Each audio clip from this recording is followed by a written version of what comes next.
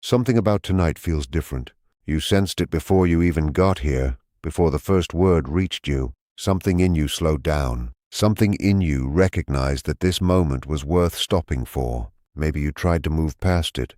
Maybe you told yourself you were finished with all of this, that you had made your peace with it, that you were genuinely ready to leave it behind and live your life without it taking up space inside you. But here you are, still present, still listening. And that is not a coincidence. There is something you need to hear right now. Not eventually, not after another week of silence, not after one more moment that leaves you questioning what you felt and whether any of it was as real as it seemed. Right now. Because right now, there is someone you have worked very hard to stop thinking about who has not stopped thinking about you. Someone you told yourself was too closed off, too far gone, too unreachable to ever fully open, who is carrying far more than anything visible on the surface suggests. And if you leave before this is finished, you may walk away from the one understanding your heart has been quietly searching for. So stay with this, not passively, not with your attention somewhere else. Really stay. This isn't background noise for while you do something else. This is for the part of you that still feels this person at odd hours without any warning. The part that registers their absence like a sound that doesn't stop. The part that recognizes, without being able to fully justify it to anyone else, that something here remains unresolved. In the next few minutes, things that have felt fragmented and confusing are going to start to connect. And by the end, you may finally understand why this particular connection has refused to simply dissolve the way you wished it would. If you're here, you were meant to be here. Take a breath. Let yourself actually arrive, because what's coming may offer the first explanation that genuinely makes sense of everything the silence never could. I have watched people carry pain that they could not assign a clear reason to. I have seen them try to handle it the way people handle things that don't fit neatly, by packaging it as something manageable. They call it bad timing. They call it pride getting in the way. They call it a simple misunderstanding or two people whose lives just didn't align. They walk circles around the actual truth for sometimes years before they develop enough courage to stand still and let the truth reach them. So when I tell you what I'm about to say, I'm not saying it lightly. There is a kind of love that doesn't wait for an invitation before it enters your life. It doesn't arrive with patience or in an orderly way. It doesn't hold back until you're ready, until the timing suits you, until the life you were carefully building has a clear space for it. It moves in the way weather moves, quickly, completely, without asking anyone's permission. By the time you register what's happening, it's already inside everything, not only in your thoughts but in your body, your breath, the quality of your sleep, the direction of your attention, your entire relationship with time itself. You look at one specific person and something in you that is older than reason wakes up, not because they satisfied a checklist, not because the story between you made any logical sense, but because something at the deepest layer of who you are recognized something at the deepest layer of who they are. And once that recognition happens, ordinary life cannot simply resume as though it didn't. You know exactly the kind of connection I'm describing. You probably knew from the first few words. There is likely a name sitting in your chest right now. Don't push it away. Let it stay there for a moment. Because the truth is that they have been feeling the pull of this too, even if their behavior has consistently expressed far less than what they actually feel. Even if their silence has been louder and more present than any words they almost sent you but didn't. They think about you at times they would not choose if they had full control over their own mind. Not the moments that would feel safe or manageable, but the hours that arrive without being invited. The late-night quiet when the day has finally run out of things to fill it. The drive that becomes unexpectedly still. The entirely unremarkable afternoon when nothing significant is happening and somehow you move through their awareness like something they have no system for stopping. They have begun messages they never sent, more times than they would ever acknowledge to anyone. Words were typed and erased and typed again, softened and shortened and ultimately abandoned, not because they were indifferent, because the caring became so heavy that it produced its own paralysis. This is the thing that matters most to understand. When someone truly doesn't care, it is clean. It moves on. It sleeps easily. It stops returning to the same place. What you have been dealing with is the opposite of indifference. What has been happening on their side is feeling so much that action becomes almost impossible, wanting to reach and then stopping at the edge of it because reaching would make everything undeniably real. And real things cannot be quietly managed from a safe distance. They have said your name when you weren't there, not always out loud, sometimes only in that interior space where the most honest things live, without ever needing to be spoken to anyone else. They have tried to continue existing as though the distance they created resolved something, as though stepping back from the connection made it smaller and more survivable, as though routine and forward motion could eventually fill the space you occupy in them. But it has cost them more than they anticipated. The distance that looked like relief from the outside has felt like something else entirely from the inside. And the effort required to maintain it is becoming more difficult to sustain with every passing day. The silence was never the absence of feeling. In many ways, the silence was what the feeling turned into when it became too large to handle directly. It folded inward. It became containment. It became the only form the feeling could take that didn't require them to stand in the full exposure of it. There was a specific moment when everything almost shifted. You probably already know which one. Most people who are carrying a connection like this can identify it without much effort. A particular evening, a certain conversation, a look that went on slightly longer than anything ordinary would explain. A pause that felt alive in a way that changed the texture of the room. It appeared to anyone watching from the outside as something unremarkable. But you knew it wasn't. The atmosphere shifted. The moment carried something in it that was close enough to the surface to be touched. They felt it too. Don't revise that memory into something where only you were present in it. They were there. They were inside it with you. They were, in that specific instant, closer to honesty than they had been before or have been since. Maybe it showed in the way they looked at you. Maybe it was in a quality of softness that appeared briefly before they pulled it back. Maybe it was in the sentence they started and then replaced with something smaller and safer, something easier to walk away from without having changed anything irrevocably. That is the part that still lives in you. Not only what took place, but what nearly took place. Those almost moments persist because the body holds the memory of what the voice didn't say. You felt the space close. Even as the conversation continued, even as everything on the surface kept pretending to be normal, something in you registered the closing of a door. That is why certain memories from that time resist fading. It isn't nostalgia. It is unfinished energy. It is truth that stopped just short of becoming audible. And on their side, that moment is still alive in some form too, different in its specifics, perhaps accompanied by a different kind of pain, but present. If that moment exists between you, then you already understand the particular power of something that was never fully spoken.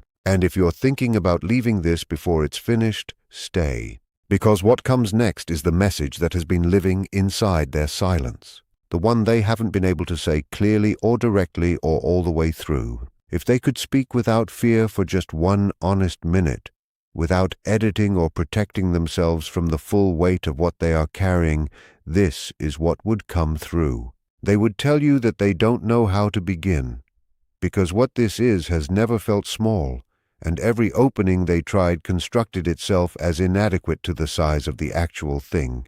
They have been trying for so long that the trying itself has become woven into how they move through ordinary days. They wake up inside it, they build toward it, and then dismantle what they built. They reach for the phone and stop themselves. They compose what they want to say and then take it apart. They tell themselves tomorrow would be better, later would be cleaner, that the right words will arrive eventually, or that the right moment will present itself clearly enough that they can't miss it. But the truth underneath all of that is simpler and more difficult to sit with than any of those explanations. Meeting you changed something in them that they had no framework for. They had developed a version of themselves that functioned. A version that understood the rooms it was in, that knew how to move through the world without being destabilized, that had learned to stay contained and measured and to manage the distance between feeling something and showing it. That version was not false. It was simply controlled. And then you arrived and controlled became insufficient. Something in them recognized something in you before their mind could organize an objection. It wasn't a deliberate choice. It wasn't something they moved toward consciously. It was more like a compass orienting itself, immediate and automatic and quiet, but with the kind of finality that doesn't reverse. And because of that, they have been divided ever since, living between the life they know how to maintain and the truth they don't know how to carry in the open. The silence came from that division, not from the smallness of what they felt for you, but from the size of it. Because the moment they fully name this, the moment they say it out loud and let it be real, they cannot continue pretending the rest of their life is enough as it currently is. And part of them has been genuinely frightened by what would be required of them if they chose complete honesty. There is something else you need to hear and to actually receive. You were never irrational for feeling this the way you felt it. You were never weak because it stayed with you longer than made sense to the practical parts of your mind. You were never foolish because logic failed to remove it. What you have been holding has genuine weight, not the kind made of projection or wishful thinking or loneliness looking for somewhere to land. Real weight, the weight of something actual. That is why it has traveled with you across time, across seasons, across all the entirely practical things you kept doing to hold your life in order. You went to work. You kept your commitments. You answered people. You moved through your responsibilities. You appeared in the places you were supposed to appear. You smiled when the situation required it. You kept everything functioning. And still, this sat in the center of your chest like something with mass and presence. That is not failure. That is not an inability to let go. Some things do not leave when instructed to. Some truths have roots in a part of us that is deeper than our preferences. You have been calling this waiting, but that word doesn't fully cover it. You have called it heartbreak on some days, and attachment on others, and probably weakness on the hardest ones. But consider for a moment the possibility that part of what you've been living through is not simply pain. Consider that it might be transformation wearing the shape of pain. Because genuine growth rarely shows up in a form that feels easy or welcome. Think about who you were before this connection entered your life, how carefully you moved toward feeling, how edited and curated your emotional openness was, how much certainty you required before you would allow yourself to fully feel something. Now look at who you've become after, more honest with yourself than before. Before this, you may have been able to exist in something partial and call it sufficient. You could settle into what looked stable, sounded reasonable, and passed for love in the ordinary sense of the word. But once you have experienced a bond that reaches past surface compatibility, past convenient chemistry, past things that can be explained in simple terms, the older and smaller forms stop being able to hold you. That can feel like devastation. It can feel like being marooned between two places, unable to return to where you were and not yet able to reach where you're going. But there is another way to understand it. You are not only grieving a person, you are adjusting to a version of yourself that is simply larger than the one you began with. This connection made you braver in ways you may not have fully credited yet. It brought you face to face with your own emotional capacity. It showed you that you can feel at full depth and remain standing afterward. It illuminated the places where you had been making yourself smaller, where you had been quietly translating other people's fear into conclusions about your own worth, where you had been seeking permission to be the more complete version of yourself instead of simply being it. And slowly, sometimes painfully, you stopped doing that. You began to understand that another person's withdrawal does not determine your value. Their distance doesn't diminish what you carry. Their fear is not the final word on what you know to be true. Stay with this, because this is where many people decide they've heard enough. And if you stay, the entire shape of what you've been living through may rearrange itself into something you can actually work with. What if the reason this connection has stayed so present was not only to eventually bring this person back, but to bring you back to yourself in a way nothing less significant ever could have? There is a specific kind of wound that certain connections open, not to break you down but to reveal you to yourself. Sometimes a person arrives functioning as exactly the mirror your soul can no longer manage to avoid. Not a gentle or flattering mirror, but a precise one. Clear, honest, unsparing. It reflects the parts of you that have been waiting to be claimed and expressed and lived fully without apology or reduction. That's part of why the connection has felt almost unbearable at times. It isn't only longing for another person. It is the experience of being confronted with your own depth, your own capacity to love without concealing yourself, your own hunger for something that goes all the way down. The wound doesn't heal by removing the mirror. You can delete the contact, block every account, fill every hour, move somewhere new, begin again in every outward sense. And still, if the mirror showed you something true, that truth persists. Healing arrives when you stop making the central question whether they will come back, and begin asking instead what this connection revealed in you that you are now responsible for living. That question changes the entire orientation. When it becomes the question you're actually sitting with, the power begins to return to you. The story stops being entirely about whether you are chosen or contacted or reclaimed by someone else. It becomes about whether you will choose the self that this love called into being, the self that knows the difference between real and almost, the self that has been awake long enough now that it cannot comfortably return to sleep. The self that no longer finds partial presence or emotionally guarded arrangements or careful arrangements, pretending to be intimacy, genuinely satisfying. There have been signs and you know it, not constant, not on a reliable schedule, but on particular days when the connection suddenly felt closer than the distance between you should allow. When the silence felt charged rather than empty, small patterns surfacing in unexpected places, numbers that repeat. Songs arriving at times that feel too specific to explain away. Memories appearing out of nowhere with a quality of presence that feels like more than random recall. Moments whose timing seems too deliberate to dismiss entirely. You don't need to force significance onto every detail. But you also don't owe it to yourself to aggressively deny the things that have genuinely moved through you. Some signs don't appear to predict an outcome. They appear to steady you inside a process, to remind you that things you cannot see can still be real.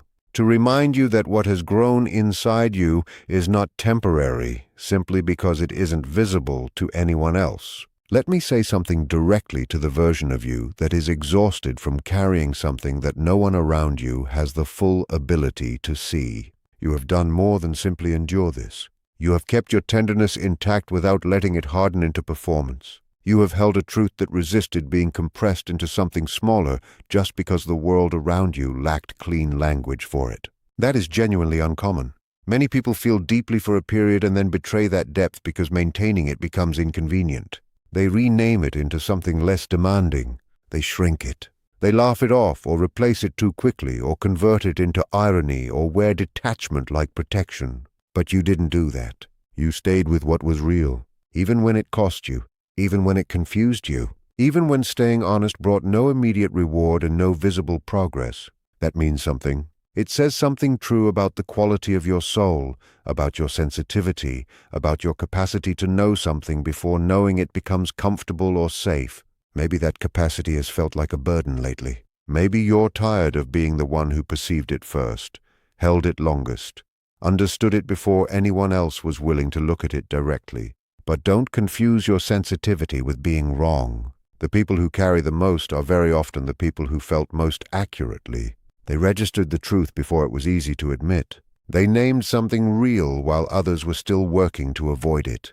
That kind of early knowing can feel isolating. It can make you question everything you perceived, but it doesn't make you mistaken. It may mean you were simply capable of perceiving what someone else was still too frightened to face. And if they are beginning now, to feel the real cost of the distance, beginning quietly and privately to understand what has been taken from them by staying away, it is not because your heart manufactured something that wasn't there. It is because reality is finally arriving at the place your heart reached long before. Maybe this story becomes what you once pictured. Maybe the message comes. Maybe the wall finally gives way, and what has been circling for so long arrives in clear and simple form, without disguise, without the layers of protection that have kept it from being fully spoken. That can happen. And if it does, it won't be because you forced reality to confirm what you needed to believe. It will be because something genuine reached the point where remaining hidden became impossible. But there is another possibility, and you deserve to be strong enough to hear it fully. The story may complete itself in a shape you don't currently have the ability to imagine, and if that happens, it does not undo what was real. It doesn't reduce the bond to something fictional. It doesn't cancel what opened inside you. Love that is real doesn't become unreal because it doesn't follow the exact path the mind constructed for it.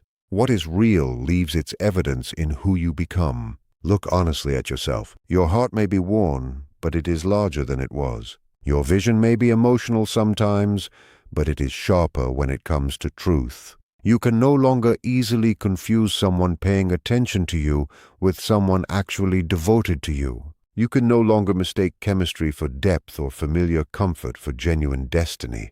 That is not a small thing. That is a shift at the level of how you move through your entire life. This connection changed the way you navigate the world. It taught you to listen to what you know before the facts officially confirm it. It taught you that love is not always safe, but it can be sacred.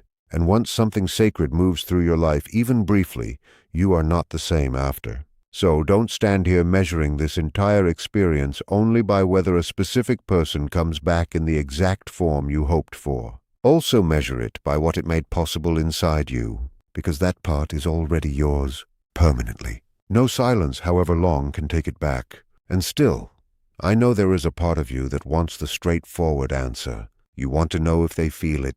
Yes, they do. You want to know if the silence was proof of nothing. It was not nothing. You want to know if the distance was effortless for them. It wasn't. You want to know if what happened between you was something you constructed alone in your own mind. It was not constructed. It was felt, maybe unevenly expressed, maybe handled poorly, maybe buried under so many layers of ordinary behavior that it became difficult to locate, but felt on both sides. And what they are contending with now is the growing cost of maintaining the performance that what changed them didn't change them. People can sustain that performance for a long time.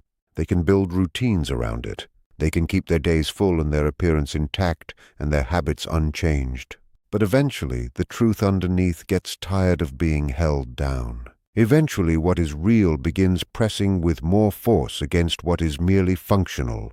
That pressure may be building right now, privately, in ways no one around them has yet noticed. That is part of why this arrived for you tonight. Not to freeze you in place waiting for a miracle to rescue you, but to release you from the story that their silence was an accurate measure of your worth. It never was. Their silence belonged to their fear, their own unfinished interior work, their own confusion about what they're capable of and what the truth would require of them. It was never a verdict on your value.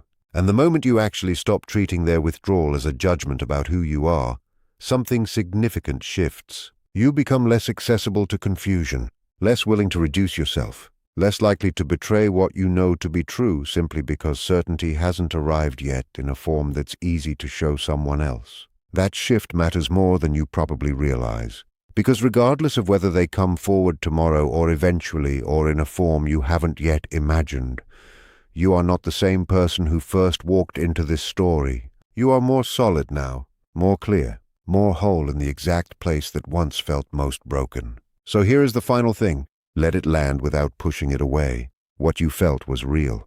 The connection mattered. The silence didn't erase it. The distance didn't disprove it. The almost was not empty. The transformation that happened in you was not random. You were not irrational for sensing something true before anyone had the courage to say it plainly. You were not weak for holding it with honesty. You were not lost just because the path remained unclear longer than you could bear. You were being changed. And quite possibly so were they at the same time through the same experience on their side of the distance. Stay open. Stay grounded. Keep your life moving forward. But don't betray the truth just to make it easier to explain to someone else. The heart knows what it knows. And sometimes the rarest thing isn't the connection itself. It's the courage to honor what it revealed in you without turning away from the person it's making you. If you felt this somewhere real inside you, then you already understand. And if you understand, then you also know that this is nowhere near the end.